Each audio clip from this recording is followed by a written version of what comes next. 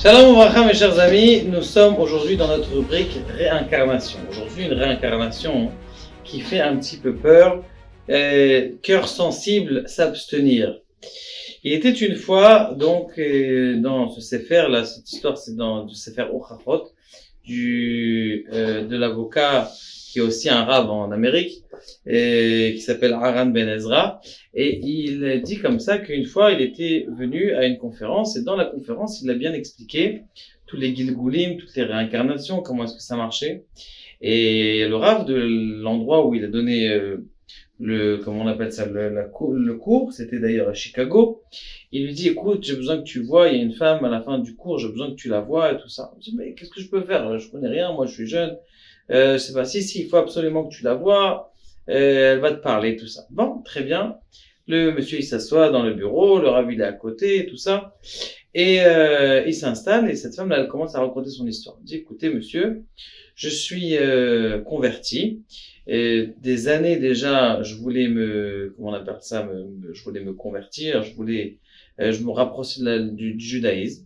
Et au début, j'étais marié avec quelqu'un qui était normal, un Anglais, un Américain, normal. On était habillés, on était mariés, on a eu un enfant, et cet enfant-là, on a commencé à se rapprocher de la religion.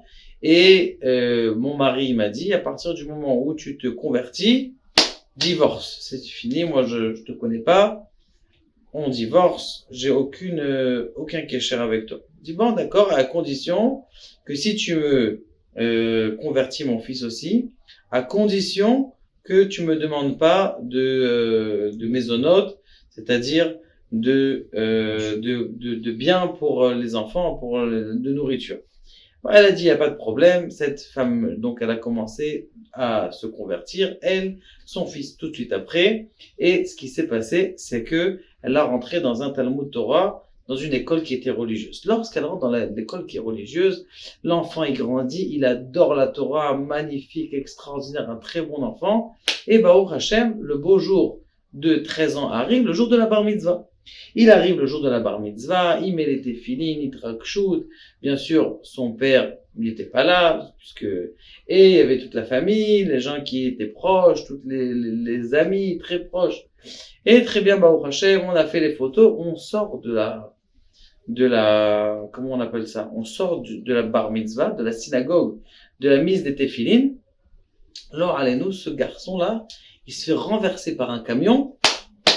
Elle a dit, depuis ce jour-là, je suis pas calme. Tout ce que j'ai fait, je me suis converti, je me suis rapproché, mon fils, il était heureux. Ce jour-là, la fin du monde est arrivée, alors que je donnais toute ma vie pour ça. Alors, le rave, le gars qui était là, il dit, écoute, je sais pas quoi te dire, vraiment. Il faut beaucoup de Siyata d'Ishmaya. Je sais que, on a réussi à avoir des réincarnations, mais je sais pas quoi te dire. Je dis, écoute, regarde, je vais essayer de me concentrer. J'ai appris un petit peu des noms de Kabbalah pour poser des questions. Et je vais vous raconter quelque chose. Et je vais être en état second, comme ça. Et vous allez écrire ce que je dis. Et donc, ce rave, il était à côté donc de l'autre rave, et il commence à s'endormir. Et il commence à raconter. Il dit, écoute, je vois un soldat qui est à Yerushalayim sur comment on appelle ça? Il est à Yerushalayim sur comment on appelle ça? Sur une rambarde, et elle tape chez quelqu'un, chez une dame, et demande à cette dame, s'il te plaît, est-ce que tu peux me donner à manger? Donc, ce khayal, c'était un khayal de chez nous, c'était à l'époque, il a dit, j'ai reconnu que c'était l'époque des Romains. Lorsqu'elle était l'époque des Romains, j'ai demandé est-ce que tu as quelque chose à manger, j'ai rien à manger, et il a compris que c'était la destruction du Beth Amikdash, c'était le Yud Zayin Bet Tammuz. C'était mamash le temps où le Beth Amikdash était en train les premières brèches du Beth Amikdash.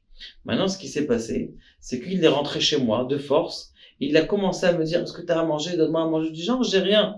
Mais il est rentré de force, il a commencé à chercher. Et comme j'ai eu peur qu'il fouille et qu'il trouve mon endroit de nourriture, je dis écoute, pourquoi tu vas pas dans le Harabaït, là-bas au Beth Amikdash, là-bas tu vas voir, il y a des pots entiers de figues, et il y a plein de figues que tu peux prendre sans problème. Bon, le Khayal, il a écouté, il a dit ok, il n'y a pas de problème, si je vais là-bas et que je reviens, je vois qu'il n'y a rien, tu vas voir, je vais me venger. Bon, cet homme-là, ce Khayal, donc ce soldat qui est juif, il va là-bas, il rentre au Harabaït, on n'a pas le droit d'entrer au Harabaït, et il voit une grosse cruche, comme elle lui avait décrit, et il y avait dans cette cruche plein de figues.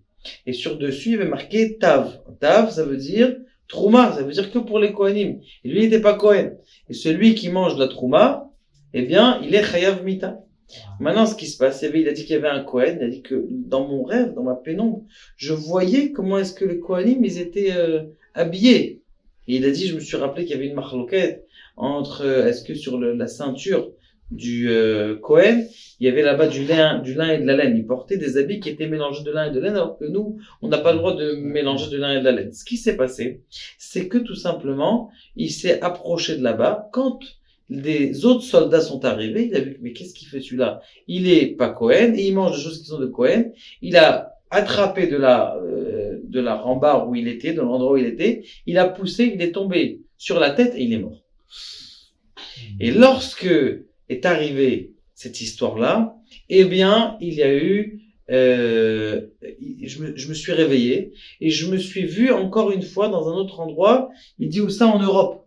Il dit j'étais en Europe et j'ai vu la même chose, cette histoire-là. J'ai vu cette histoire-là où justement cet homme-là, il était et il s'est fait renverser encore par et il était non juif et il fallait qu'il apprenne et qu'il se convertisse. Il dit ce Khayal là, bien ce qui s'est passé, eh bien c'est ce Khayal là, c'est ton fils. Maintenant toi, c'est la mère, c'est cette femme là qui a engendré, qu'il aille mourir. Maintenant pourquoi est-ce qu'il est mort dans ces circonstances là? Parce qu'il fallait absolument, comme tu lui as engendré la mort, là aussi tu lui as engendré la mort. Donc c'est la raison pour laquelle eh bien, cette femme, elle a pu se calmer, elle a pu comprendre que c'était tous, on appelle ça des réincarnations, et que grâce à ces réincarnations-là, eh bien, cette femme, elle a pu se calmer et elle a pu comprendre. Il faut savoir, mes chers amis, que dans chaque réincarnation qu'on a, dans chaque péripétie qu'un homme il a, c'est sûr qu'il y a un kécher, il y a un lien avec des choses qui se sont passées dans le passé, et donc c'est la raison pour laquelle eh bien, il faut prendre toutes ces choses-là avec Emouna. Baruch Adonai, Le'olam, Amen, Amen.